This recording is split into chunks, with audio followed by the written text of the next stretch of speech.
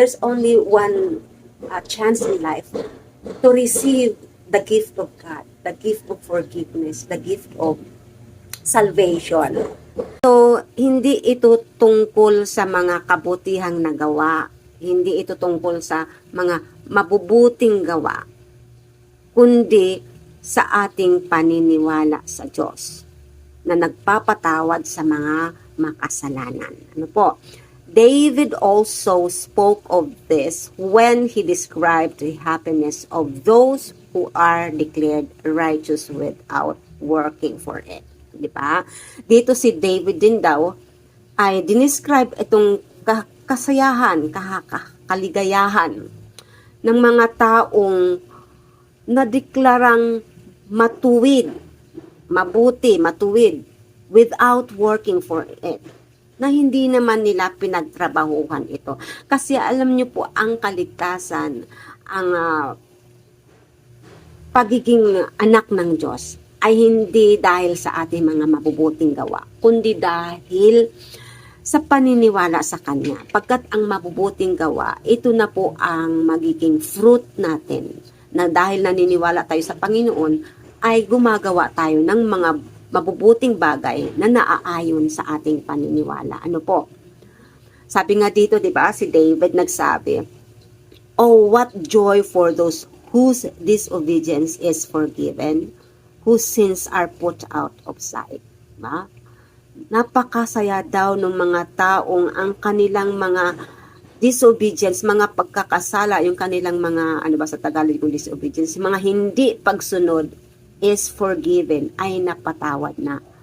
Whose sins are put out of sight. Na yung mga kasalanan nila ay natanggal na sa harapan ng Panginoon. Napakapalad daw at napakasaya ng mga taong ganito. Ano po? Yes, what joy for those whose record the Lord has cleared of sin. So, di ba? Ang saya-saya. Pinatunayan ito ni David na ang Panginoon ay kayang magpatawad at magtanggal ng record ng ating mga kasalanan. Pag tayo'y naniwala, pag tayo'y nagtiwala, pag tayo'y nanalig sa Panginoon. So, hindi po ito sa gawa lamang. Ano po? Ang gawa ay fruit o nagiging ano ba itong ang mabuting gawa ay nagiging bunga, Tagalog ano ha, nagiging bunga ng ating pananalig sa Panginoon, sapagkat ang pananalig sa Panginoon ay ang pagtalikod sa mga kasalanan, at ang pananalig sa Panginoon ay ang pagsunod sa katotohanan at pagsunod sa kagustuhan ng Panginoon. So yun po yun. Ano po? Tulad nyo, pare-parehas din tayong nag-aaral ng banal na salita. Ano? Kaya ipinapakita ko sa inyo kasi maybe or possible na God is dealing with you in your own situation, na itong passages na ito ay mag-a-apply sa inyo. So, God will have revelation sa inyo na different sa revelation na ibinibigay sa iba. Kaya ang ating relasyon sa Panginoon ay personal. Sapagkat ang salita ng Diyos ay tumatago sa bawat puso ng mga tao, depende sa kanyang sitwasyon. Ano po? Brothers and sisters in Christ, and to all my viewers, ang revelation ng Panginoon po ay hindi nakatali sa iisang sitwasyon o iisang pakahulugan. Ang salita po ng Panginoon ay mahiwaga. Ang salita po ng Panginoon ay dumedepende sa sitwasyon ng bawat tao.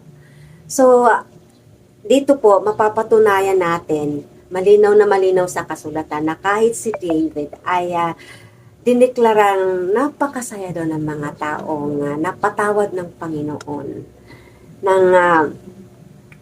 Ang kanilang mga hindi pagsunod, ang kanilang mga pagsuway ay napatawad ng Panginoon.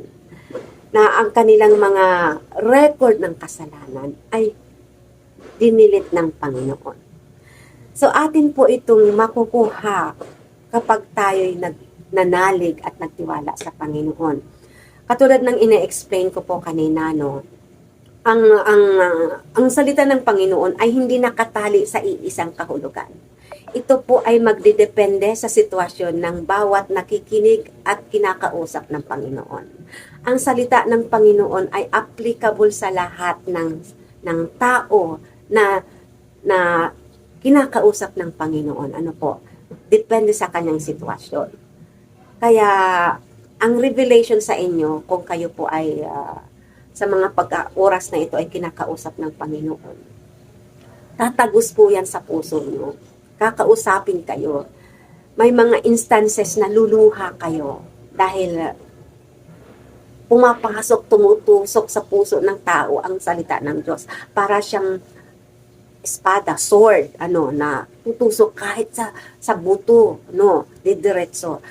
At ayan ay pag kayo ay kinakausap ng Panginoon, kayo'y maluluha, yung iba, po. Yung iba talagang malulungkot, makukonvict, at matutuwa. So, depende yon sa revelasyon ng Panginoon sa inyo. Pero kung mangyayari yun, ibig sabihin po yan, mga mahal kong manunood, ay kinakausap kayo ng Panginoon. Kaya, huwag niyong sasarado ang inyong mga tenga, huwag niyong sasarado ang inyong mga puso. Pagkat, hindi pare-parehas ang pagkakataon.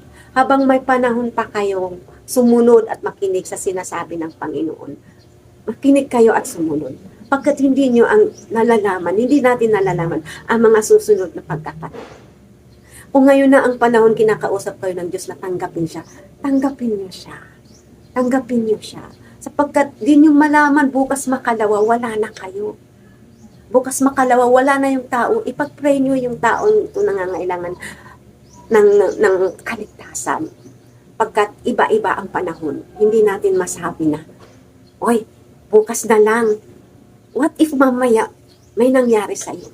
Wala ka ng chance. There's only one chance in life to get the forgiveness of God.